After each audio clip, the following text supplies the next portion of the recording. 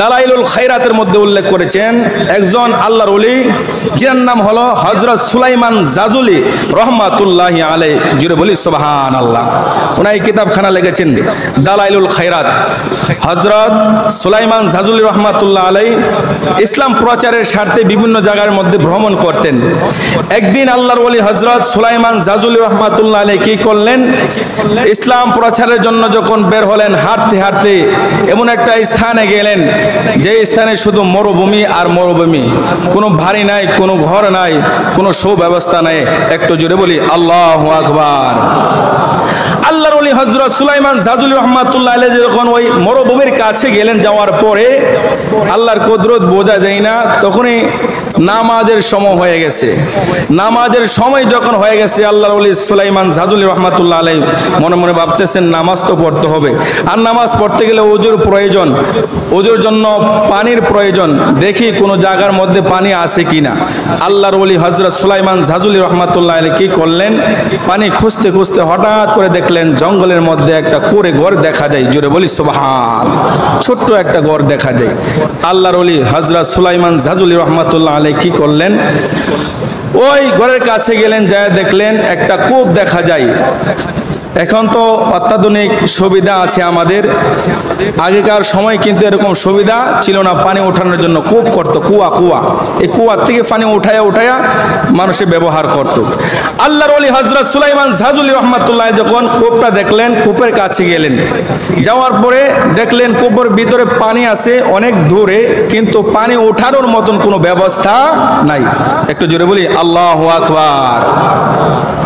পানি যে উঠাইবে, কোনো বালতি, কোনো সরঞ্জাম নাই, পানি উঠাইয়া ওযু করবে। আল্লাহর ওলি হযরত সুলাইমান জাজুলি রহমাতুল্লাহ আলাইহি এবার চিন্তিত হয়ে গেলেন কি করা যায়।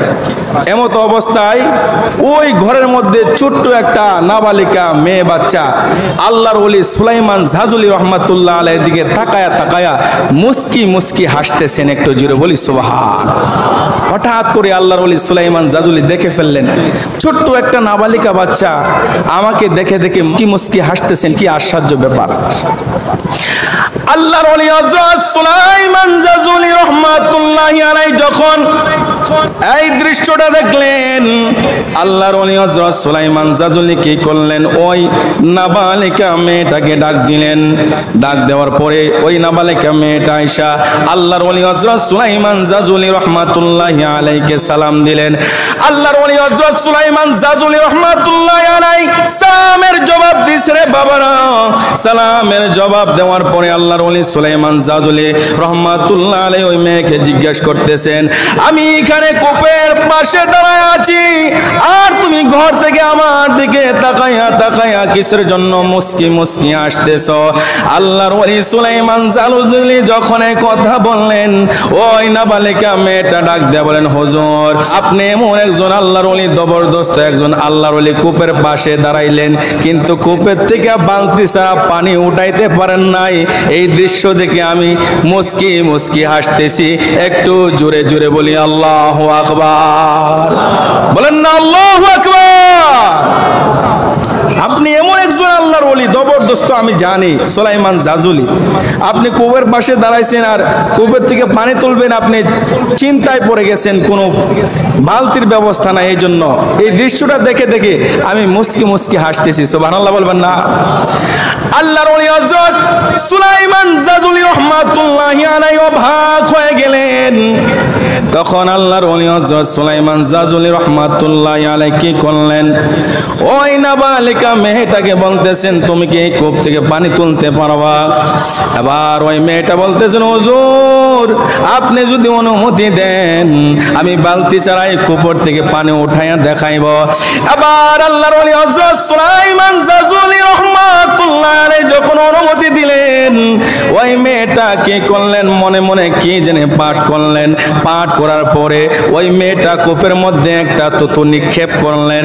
যাই মাত্র তুতুটা নিক্ষেপ করছেন বাবা, তুতুটা নিক্ষেপ করার সঙ্গে সঙ্গে নিচের পানি আস্তে আস্তে করে উপরে উঠে আসলেন। একটু জোরে জোরে বলি আল্লাহু আকবার। মেয়েটা যখন মনে মনে কি যেন পাঠ করলো, পাঠ করার সাথে সাথে যখন তুতুটা দিল, সঙ্গে সঙ্গে কূপের নিচের পানি উপরে উঠে গেল। জুড়ে বলি সুবহানাল্লাহ। আল্লাহর ওলি সুলাইমান জাজুলি রহমতুল্লাহ আলাইহি আশ্চর্য হয়ে গেলেন। ছোট্ট একটা বাচ্চা মনে মনে কি যেন পাঠ করলেন, পাঠ করার সাথে সাথে তুতু দিলেন, তুতু দেওয়ার পরে নিচের পানি উপরে উঠে আসলো। মনে হয় বড় কোনো আমল এই বাচ্চাটা করে, এই জন্য আল্লাহ তাকে ক্ষমতা দান করেছেন। জুড়ে বলি সুবহানাল্লাহ। এবার আল্লাহর ওলি হযরত সুলাইমান জাজুলি রহমাতুল্লাহি আলাইহি এই কূপ থেকে পানি নিয়ে ওযু বানাইলেন, ওযু বানাইয়া নামাজ আদায় করলেন। নামাজ আদায় করিয়া ওই মেয়ে বাচ্চাটার ঘরের দরজার মধ্যে গিয়ে দাঁড়ায় রইলেন। ডাক দিয়ে বলেন, মা এমন কি আমল করো যে এই কাজটা আমি সুলাইমান জাজুলি নিজে করতে পারি নাই, তুমি একটা তুতুর মাধ্যমে করে ফেলেছ। ওই মেয়েটা বললেন, হুজুর আমি এমন একটা আমল করি, শুধু আমলের নামটা আমি বলতে পারবো, অন্য কিছু আমি বলতে পারবো না। এবার আল্লাহর ওলি সুলাইমান জাজুলি ডাক দিয়ে বলেন, মা ও আমার মা, এমন কি আমল করো, এই আমলের কথাটা আমাকে বলো।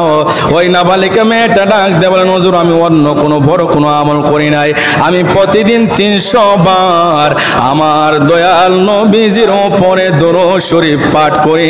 জোরে জোরে বলে আল্লাহু আকবার। বলেন না ইয়া রাসূলুল্লাহ, আমি দয়াল নবীজির উপরে প্রতিদিন 300 বার দরুদ শরীফ পাঠ করি। হুজুর আমি যখন কূপের কাছে গেলাম, কূপের কাছে যাওয়ার পরে আমি একবার মনে মনে দরুদ শরীফ পড়া যখন কূপের মধ্যে তুতু নিক্ষেপ করলাম, দরুদ শরীফের ফজিলতে আমার আল্লাহ সুবহানাহু ওয়া তাআলা কূপের নিচের পানি উপরে উঠায়া দিয়েছে। একটু জোরে বলি সুবহানাল্লাহ। এ মুসলমান, আপনাদের কাছ থেকে জানতে চাই, তাইলে দরুদ শরীফের মধ্যে ফজিলত আছে না নাই? আরো জোরে বলি আছে না নাই? দরুদ শরীফ পড়ার প্রয়োজন আছে না নাই?